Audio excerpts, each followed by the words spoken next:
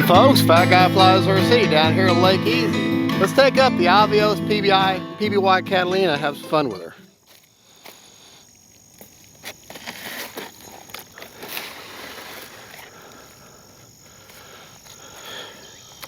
Pontoon floats down. Motors alarm. The cat will bite. Let me get her out there. I'll come out on the dock.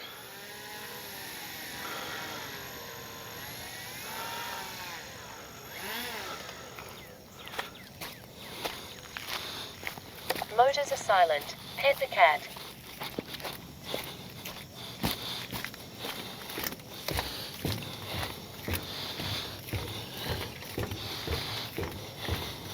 Motors are armed.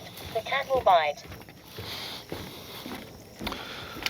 Alrighty, now that we've got the plane launched, okay, Backing up.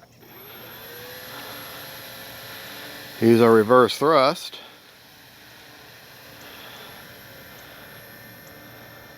Cruise mode. Okay.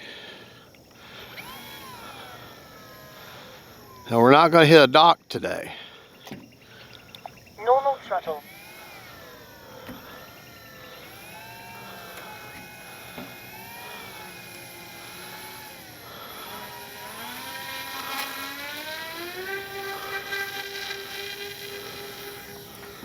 There we go. The floats be tucked away.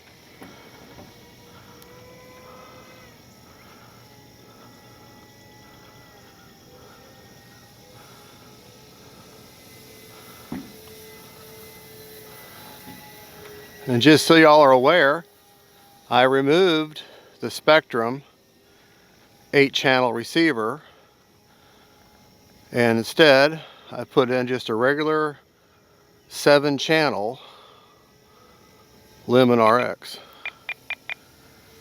with no stabilizer at all, because the plane doesn't need a stabilizer.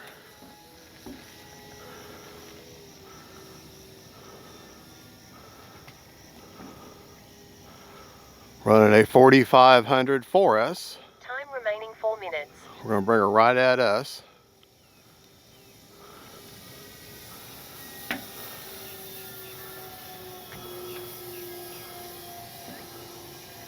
Pontoon floats down.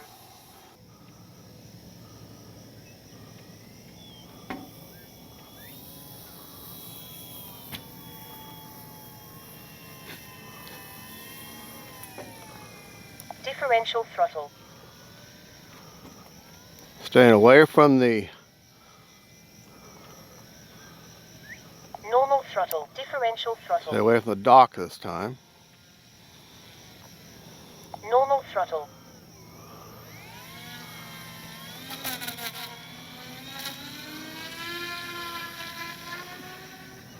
Time remaining 3 minutes. The floats be tucked away. Alright, we're going to fly over us or fairly close to us this time. Just going to be a nice short little flight this morning.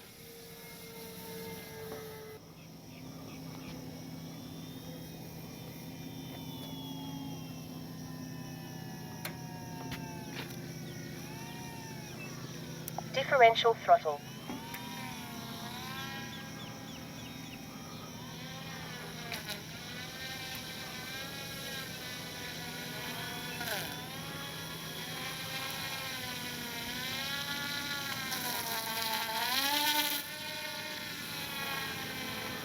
Alright. Time remaining 2 minutes. Alright, we're going to make a landing from the other direction this time.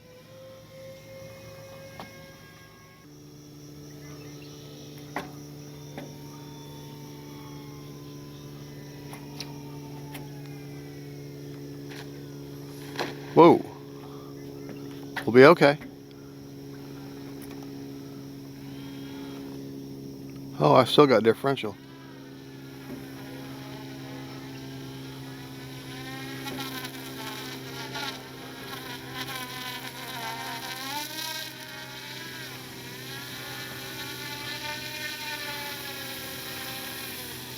All right.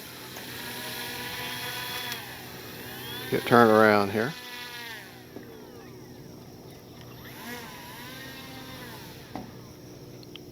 Normal throttle. Differential throttle.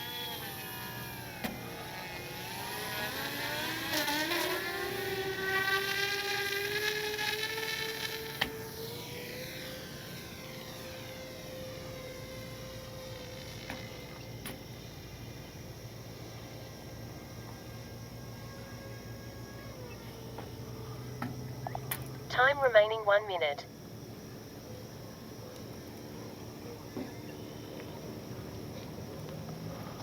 All right.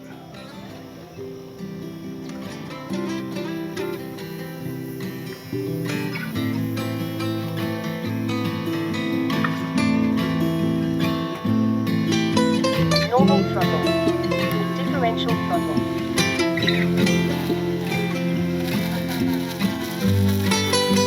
All right, we'll get out of it. Take her back to shore and we'll end the flight.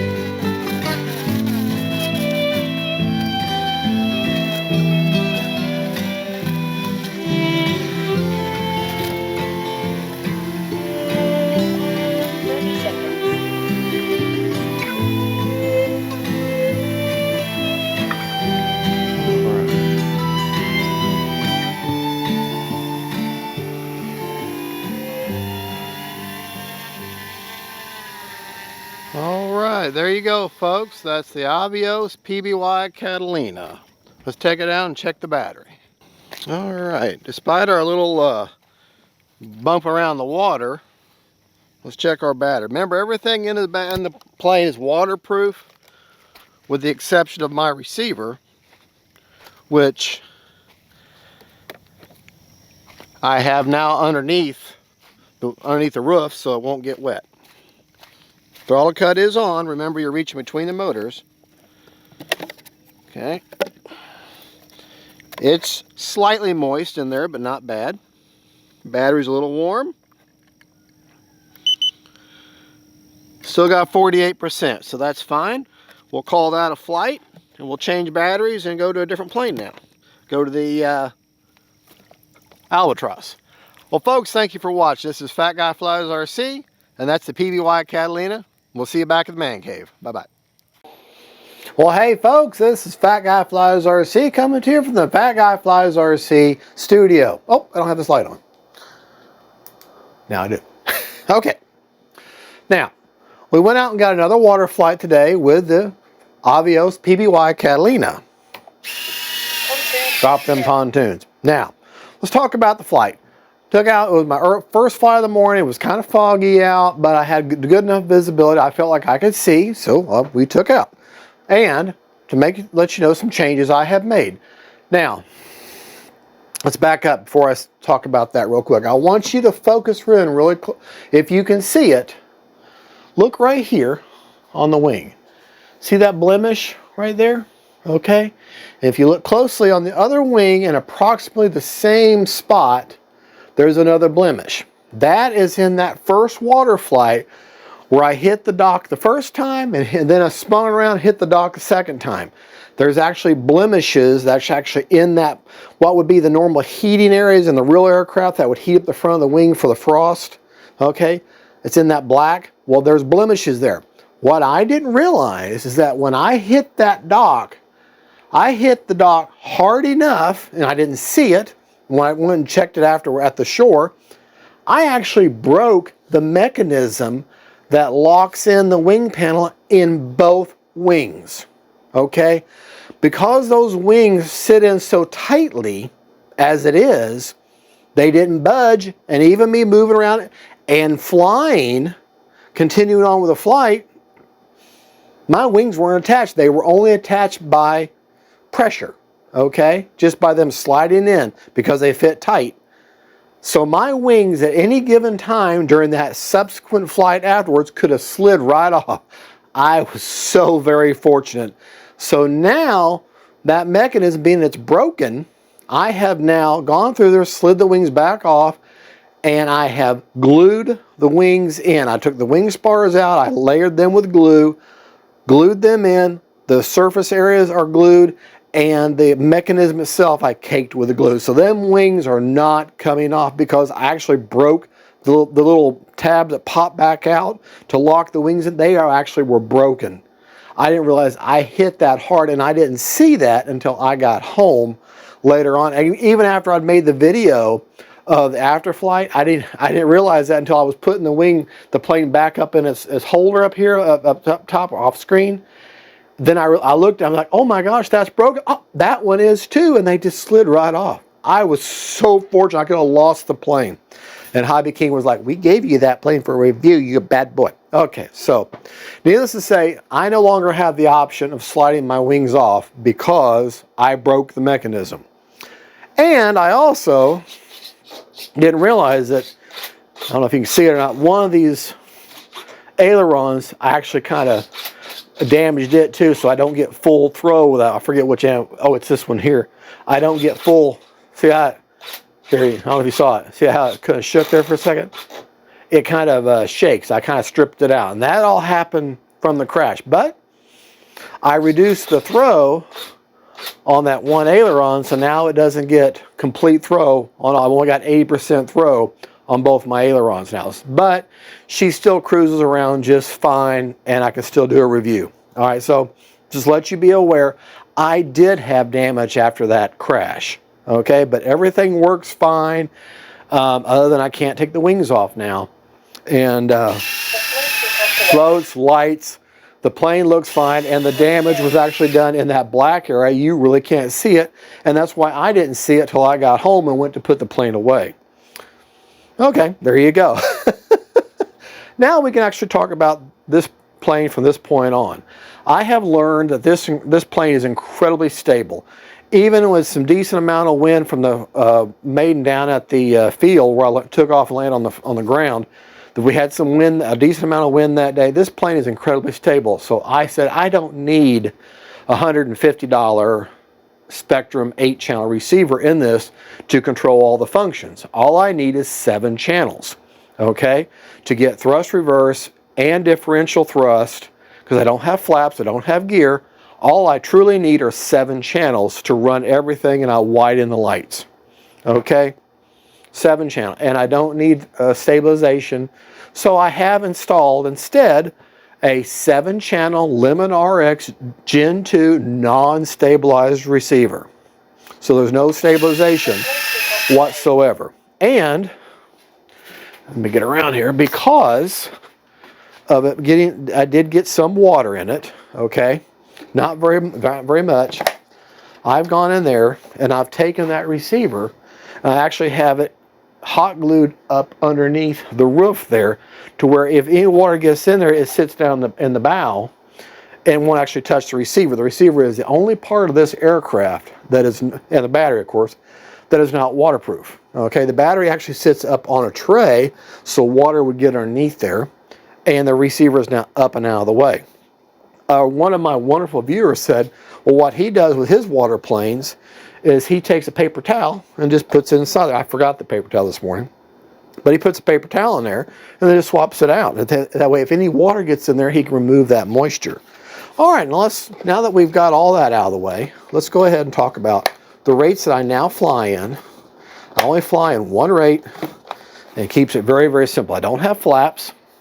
So let's turn the plane around, and I can show you the rates, graphically show you the rates that I fly in, okay? And I cannot stress enough, you must have yourself a throttle cut, because you have to reach between these motors to change out that battery, okay? All right, the rates that I fly in, my high rates, ailerons are 80% because I've lost some throw because that one elevator servo being damaged, with 30% expo. My elevator is 100%, 30% expo. And my rudder is 100% with 40% expo. Okay? Now I'm going to turn the motors on. Motors are armed. The cat will bite. Okay. And I have Normal throttle. normal throttle here, where it just pushes backwards. Okay? Or Differential because I have the throttle separated on 2 separate channels, I have differential throttle, okay? But they're only at 25% of maximum throttle on them. So let's only go, so let's say I'm going with this one over here, all right, that's only going at 25% throttle. If I go over here, it's only 25% throttle. That would push, because that rudder's going that way, and this motor is on here, it's going to turn the plane this way. And then of course, the opposite, turn the rudder that way. This motor is going to go on to turn the entire plane this way. All right. And I have that on a switch. Normal throttle. Okay. Now, if I want, on my 7th channel, if I want reverse, I hold down my momentary switch or my bind button. Backing up. Okay. And now see, look at I don't know if you can see the banner or not behind me, but that thrust is now going at me. And now I release that momentary switch, and now the thrust is going towards you at the camera. Okay. So that's my rates. Motors are silent. Pet the cat. Okay. Motors are silent. I can pet the cat. All right. That's my audio call out. That's my rates. Okay. That's how I got the electronically set up for differential thrust, and that I have reversing. So that's why I need all 7 channels. Now let's talk about CG on the plane. So like I say, throttle cut is on. So the cat's not going to bite me. CG on the plane is 80 to 75 millimeters back from the leading edge root of the plane. Okay, I've got a couple of hot glue marks, hot glue buttons on there. I'm putting them right between the two, and she CGs just perfectly right there. You say, well, that's fine and dandy. How do you get that CG with weight? For me, the weight of my plane, or the weight of my batteries are, I've got a 4500 4S Sokokin, and I've got it all the way forward on the wood tray. Now, not all the way on the foam, but all the way forward on that foam tray, as you can see that. Now, let me show you how much, because one of my viewers said he liked the fact that I included, I'm going to show you how much that same battery weighs. I'm going to leave that battery plugged in, but I got another one. Okay. Remember, you have to push that peg back and push that battery hatch down. Now I got my, turn this on. Okay. All right, you know what? We'll just use this battery. I need to unplug it anyways. That way I'm not using some sort of trickery. Okay. And Avios has some of the best Velcro straps. I mean, these suckers are in there. Okay, that battery weighs, go back to 0. Okay, it's at 0. That battery weighs 421 grams. It doesn't keep it, you just have to trust me. 421 grams. Okay, so there you go. I got a 4500. Okay, now, if I wanted to use, say, a lighter 4000, okay, let me grab a lighter one, like a HRB 4000, okay, that one weighs 406 grams. So what I might do in that case is put just the end of the lip up on that foam and anchor it down with that strap to get the same CG. So remember, the heavier the battery, the further back, the lighter the battery, the further forward. As long as, however way you move your batteries, as long as you can put them on your fingertips and get CG with that plane, then you're good to go. That's one of the reasons why I like putting it on the bottom of the wing and putting glue marks or some sort of something I can physically feel. Let me just show you what I'm talking about. See those? See, I got 75 and 80. I've got 2 drops of hot glue there, and I just put my finger on it, and I feel them right between put my finger right on between the middle of those, and if I put my finger on there, I feel them glue marks, and I know that I've got CG perfectly. All right, well, there you go, and now you know the real deal about the crash. I didn't realize I truly did have some damage until I got home and I went to hang her up, and I was like, holy crap. I said, both wings are damaged. So my wings are on permanently now. So, but understand, if you do get this plane that has a very simple mechanism to slide the inner wings from this point off, so transport's a breeze.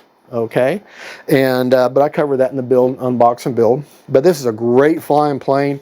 It's actually one of the easiest water planes that I've ever had. And I've had about maybe 10 or 15 different water planes over the years, and flown each one just a handful of times. So I really don't have all that much experience with water planes.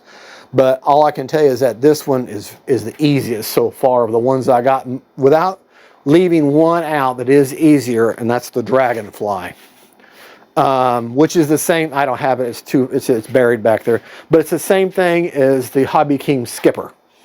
Those are super simple, great planes to learn to fly off of water with. She's a great Sunday afternoon cruiser. She's got more than enough. This PBY, she got more than enough power to take off and land on land, snow, wet grass, dry grass even. And but I wouldn't do her on the pavement or anything like that, because yes, she could handle it, but you're going to really, because the front here is plastic, but the back of the keel is just bare foam, painted foam, and you're going to really just tear that up. So unless you put some sort of coating on it or something, but even then, you know, why make this plane, you know? And then the floats will come down, you'll mar up the bottom of them floats. Just grass, snow, water. That's your surfaces, okay? All right, well, thank you so much for watching, folks. This is Fat Guy Flies RC, Hobby King. I want to thank you for sending this plane out for review for me. I'm absolutely loving it. It looks great. It's one of my bucket list planes to own someday, and you checked that box off for me. All right, God bless y'all. God is good, and don't forget, folks, faith, family, and friends, and then PBY Catalinas. See you later.